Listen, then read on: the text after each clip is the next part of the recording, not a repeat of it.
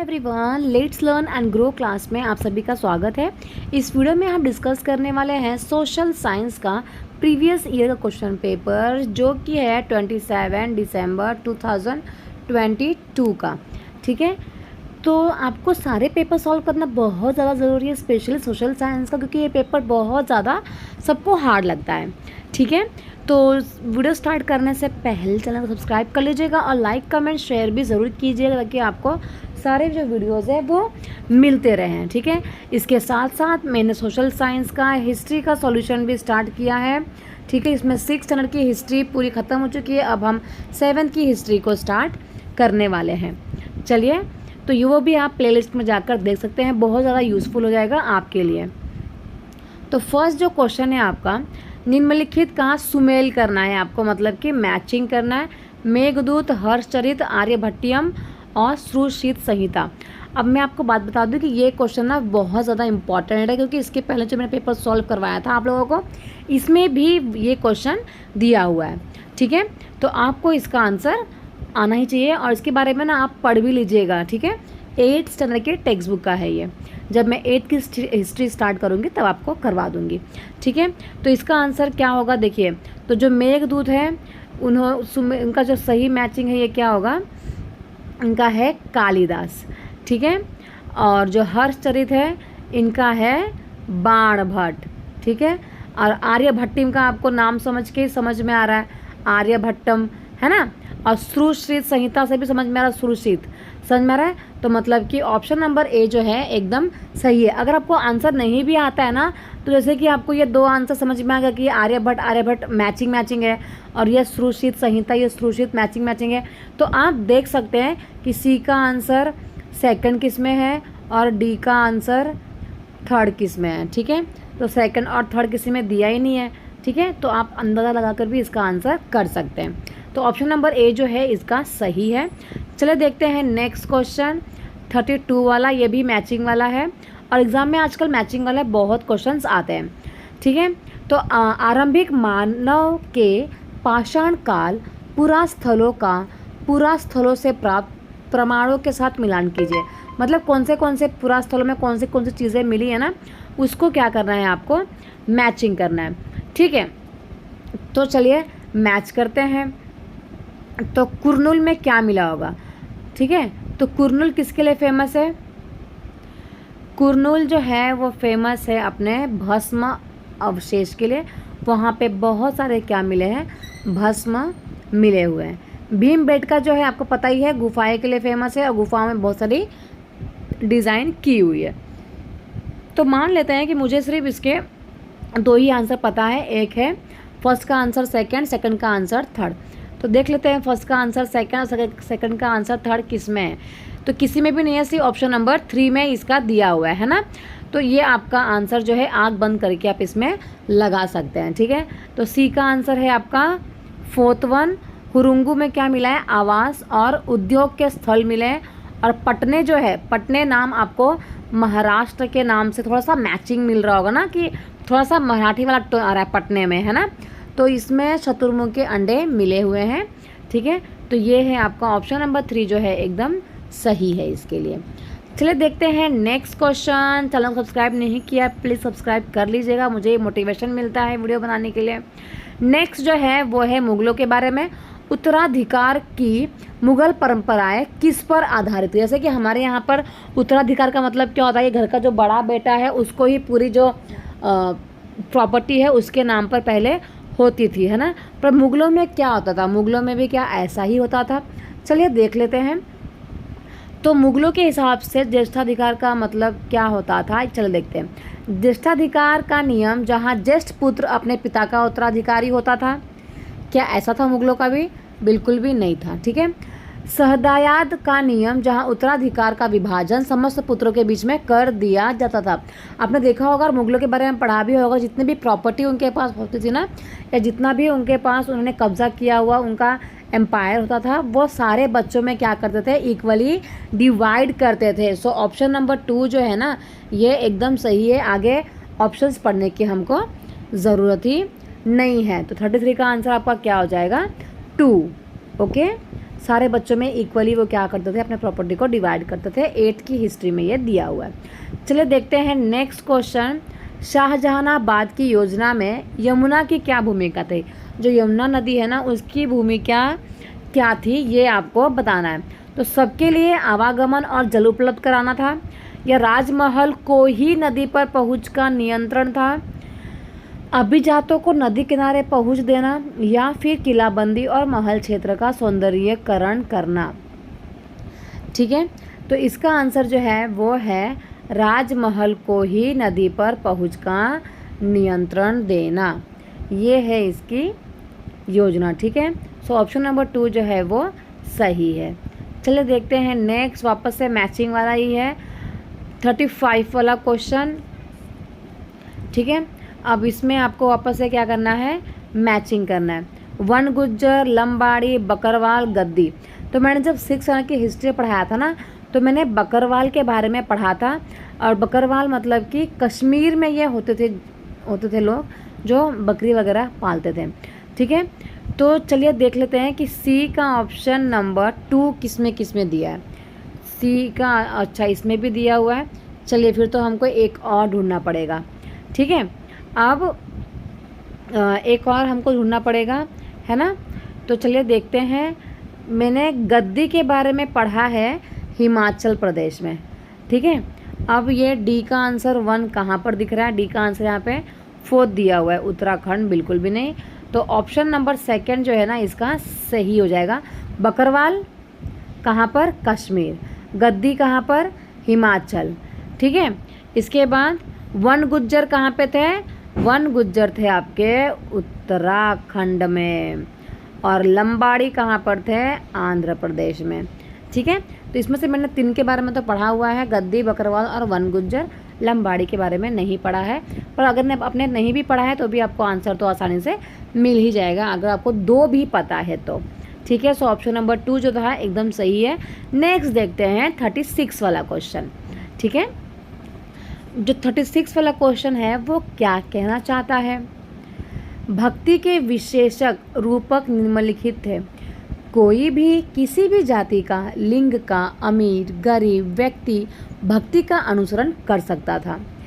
केवल ब्राह्मण ही भक्ति के मार्ग का अनुसरण कर सकते थे। देवता या देवी के समक्ष समर्पण पर जोर था। विस्तृत बलिदानों और यज्ञों के प्रदर्शन पे जोर था। तो इसका आंसर आपको बताना है। ठीक है, तो देखिए पहले के टाइम पे क्या होता था ना, कोई भी भक्ति का मतलब रूप क्या होता है, विशेषता क्या है कि भाई कोई भी जाति का हो, लिंग का हो, अमीर हो, गरीब हो, वो क्या कर सकता है? भक्ति को कर सकता है ना। और ये बिल्कुल गलत है, सिर्फ ब्राह्मणों को इसका राइट्स नहीं था, है ना। और बलिदान पे भी प्रदर्शन नहीं किया गया है। देवी और देवताओं के समक्ष समर्पण पे जोर दिया गया था कि आप सिर्फ क्या करो, भगवान की पूजा करो, आराध्या करो, आराधना करो, है ना। ए और सी जो है ना एकदम सही है भक्ति के बारे में। ठीक है, तो ए और सी मतलब कि ऑप्शन नंबर डी जो है ना वो एकदम सही है। ऑप्शन नंबर डी जो है वो एकदम सही है 36 के लिए। ठीक है, चलिए देखते हैं 37 वाला क्वेश्चन। 37 वाला क्वेश्चन क्या कहता है? यहाँ पे आपको क्या बताना है? निम्नलिखित घटनाओं को काल क्रमानुसार लगाएं। मतलब सबसे पहले क्या होता है ये आपको बताना है। ठीक है, तो चलिए इसको अरेंज करते हैं हम लोग। सबसे पहले क्या होता है? वाष्प इंजन का आविष्कार होता है, या भारत में पहली सूती कपड़े का मिल की स्थापना हुई थी, या फिर भारतीय कपड़ों का पतन हुआ, या फिर स्पिनिंग जेनी का आविष्कार। स्पिनिंग जेनी का आविष्कार सबसे पहले क्या हुआ, है ना। तो सबसे पहले जो होता है ना इन्वेंशन ऑफ स्पिनिंग, आपने सुना होगा स्पिनिंग के बारे में, व्हील्स वगैरह चलाते थे ना। ठीक है, तो सबसे पहले इसका ही आविष्कार हुआ, तो ये हो जाएगा हमारा 1 नंबर। ठीक है, इसके बाद वाष्प इंजन का आविष्कार हुआ, ये हुआ हमारा 2 नंबर। इसके बाद हमारे भारतीय कपड़ों का पतन हुआ 3 नंबर, और भारत में पहली सूती कपड़ा मिल की स्थापना हुई 4 नंबर। ठीक है, तो 37 जो क्वेश्चन है इसका जो आंसर है वो है ऑप्शन नंबर 3, DACB। ठीक है, DACB। चलिए, क्योंकि देखिए जब भारतीय कपड़ों का पतन हुआ तभी तो सूती कपड़ों की मिल की स्थापना हुई, है ना। पहले स्थापना नहीं हुई, पहले हमारे यहाँ की जितनी भी चीज़ें हैं उनको अच्छे से इस्तेमाल नहीं किया गया, उनको बर्बाद किया गया, उनका पतन हुआ, उसके बाद सूती कपड़ों की मिल की स्थापना हुई। ठीक है, तो इसका आंसर क्या है, आंसर नंबर सी। ठीक है, चलिए देखते हैं नेक्स्ट क्वेश्चन, 38 वाला क्वेश्चन क्या कहना चाहता है। अंग्रेज जनजातियों को बसाना और खेतीहर किसान बनाना चाहते थे। एक जगह बसे हुए किसानों पर नियंत्रण रखना और शासन करना घुमंतू लोगों की तुलना में सरल था। बताइए, तो क्या अंग्रेज की यही प्लानिंग थी कि इनको क्या करना है, जनजातियों को बसाना है, उनको खेतों में किसान बनाना चाहते थे। ठीक है, तो ये जो दोनों ऑप्शन है ना, ए और बी दोनों ही कैसे हैं, सही है, और जो बी है वो ए की उचित व्याख्या करता है। ठीक है, तो इनकी जो एक ही प्लानिंग थी कि क्या करना, जितने भी जनजाति है जो जंगलों में रहते हैं ना उनको एक जगह बसाना है और उनसे क्या करना है, किसान उनको बनाना चाहते हैं, क्योंकि अगर एक जगह बसे रहेंगे ना तो इनके ऊपर नियंत्रण करना आसान हो जाएगा, क्योंकि ये लोग क्या करते थे, एक जंगल से दूसरा जंगल, तीसरा जंगल से चौथा जंगल, तो इन पर नियंत्रण करना बहुत ज़्यादा मुश्किल था। इसलिए क्या चाहते थे कि ये लोग क्या करें, एक ही जगह पर रहे और अपना काम धंधा कर, ताकि इनके ऊपर नियंत्रण रखना आसान हो जाए। तो ए और बी जो है दोनों सही है, 8th स्टैंडर्ड की हिस्ट्री का ये क्वेश्चन था। ठीक है, चलिए देखते हैं नेक्स्ट क्वेश्चन 39 वाला। भारत में किस साल बाल विवाह निषेध अधिनियम पारित किया गया। ठीक है, बाल विवाह निषेध अधिनियम कब पारित किया गया, तो इसका आंसर है आपका 1929। ठीक है, क्या आंसर है इसका, 1929 को इसको स्टार्ट किया गया। चलिए देखते हैं नेक्स्ट क्वेश्चन, सत्या शोधक के बारे में। 40 क्वेश्चन है, 14th क्वेश्चन। ठीक है, 40वां क्वेश्चन है आपका, सत्य शोधक समाज डैश द्वारा स्थापित किया गया। तो जो सत्य शोधक समाज है ना, ये किसके द्वारा स्टार्ट किया गया, ज्योतिराव फुले के द्वारा स्टार्ट किया गया था। ठीक है, चलिए देखते हैं नेक्स्ट क्वेश्चन 41 वाला। जाति प्रथा ने औपनिवेशिक काल में मंदिर प्रवेश आंदोलन डैश का साधन बना। मंदिर प्रवेश आंदोलन किस चीज़ का साधन बना, ये आपको बताना है। ठीक है, तो जाति प्रथा को चुनौती देने और अस्पृश्यता उन्मूलन, सभी के लिए बिना जातीय भेदभाव मंदिरों को प्रवेश हेतु खोलने, जाति प्रथा को चुनौती और समाज में समानता लाने के लिए, या फिर समाज में व्याप्त जातीय पूर्वाग्रहों को प्रकाश में लाने के लिए, मतलब highlighting the caste prejudice prevalent within society.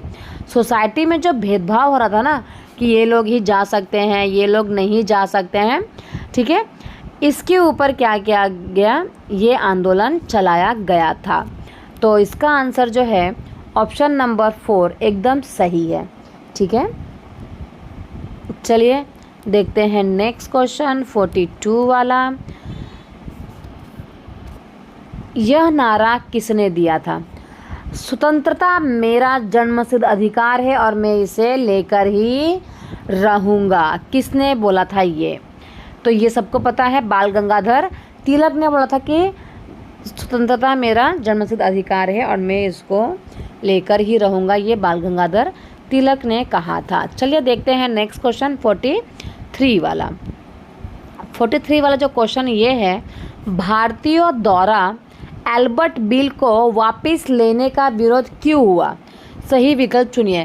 तो ये एल्बर्ट बिल क्या था, ठीक है, और उसको क्यों लिया गया, तो यह भारतीयों को हथियार रखने की अनुमति नहीं देता था, या फिर सरकार विरोधियों की आवाज़ दबाने के लिए ये बना था, या फिर यह अंग्रेज़ों की नस्लवादी मनोवृत्ति को दर्शा रहा था, या फिर भारतीयों ने एल्बर्ट बिल का विरोध नहीं किया। ठीक है, क्या आंसर होगा 43 का? सबसे पहले तो मैं आपको बता दूं कि फोर्थ वाला तो बिल्कुल गलत है, क्योंकि एल्बर्ट बिल का विरोध तो हुआ था। ठीक है, पर क्यों हुआ था इसका विरोध? इन्होंने क्या किया था? अंग्रेज़ों की नस्लवादी मनोवृत्ति को दर्शा रहा था, मतलब कि it highlighting the racial attitudes of the British in India.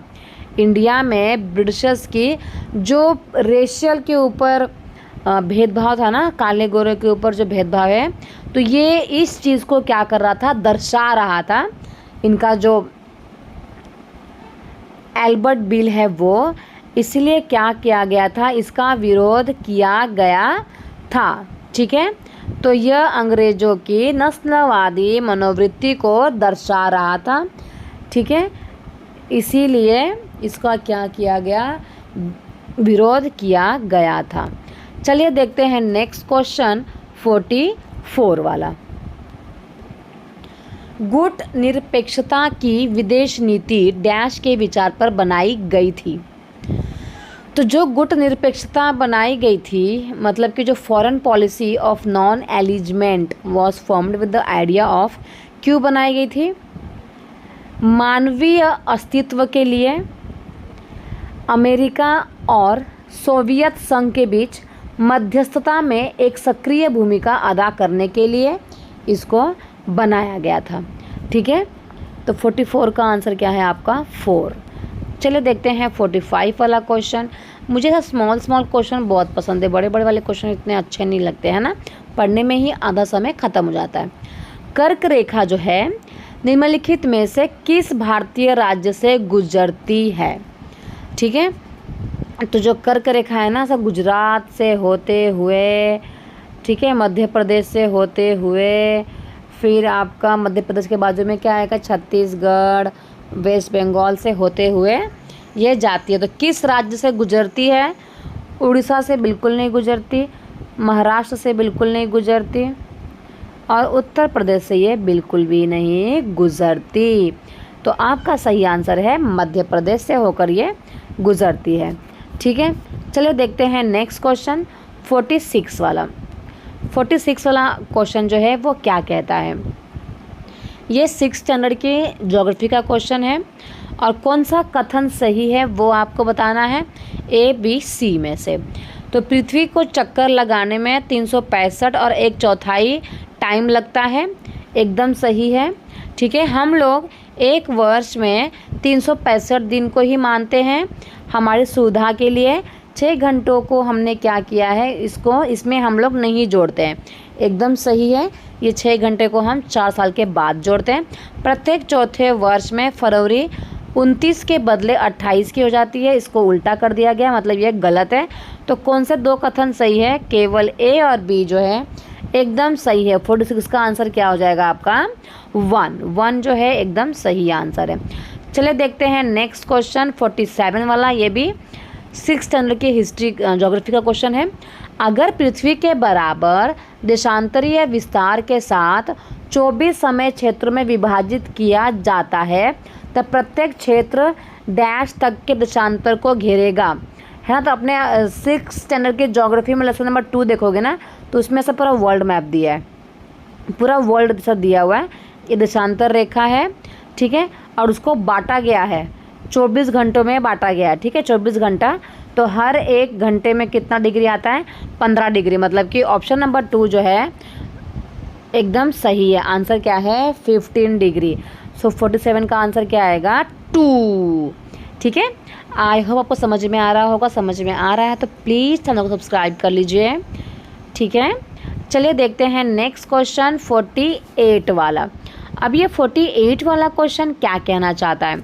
देखिए, आपको क्या करना है ना, उत्तर पश्चिम से दक्षिण पूर्व दिशा की ओर शुरू करते हुए इन क्षेत्रों को क्रमबद्ध बताना है।